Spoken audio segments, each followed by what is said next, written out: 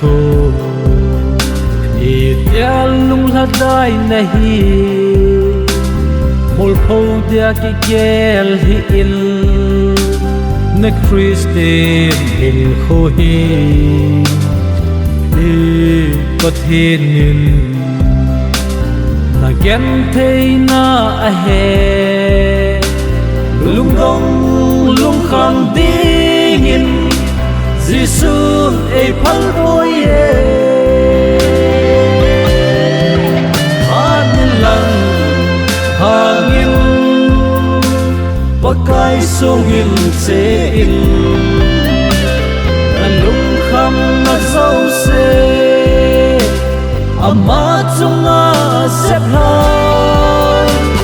ama na khan khoding na hin gian pe nan te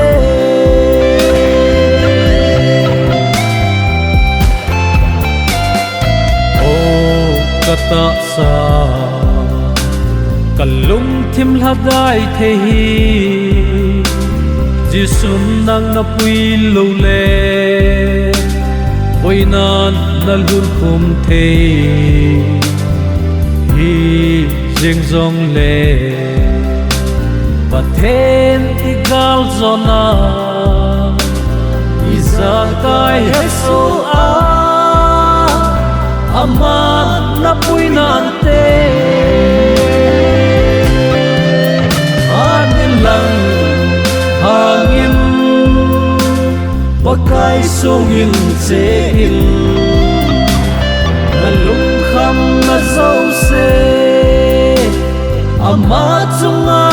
sep lai Ama na khan khoding Na hin gian pe nan te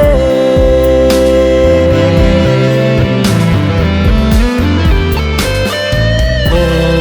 kalhaga Hin kho hat na dingin Pathen na to nga hanin mi chunga thang sida thil se aku hau sak na ho thang sida apa lai chu loi đi nang va na him jing đi anin lang hangin pakai sungin se in na lung kham na zau se ama chunga sep lan ama na khan khoding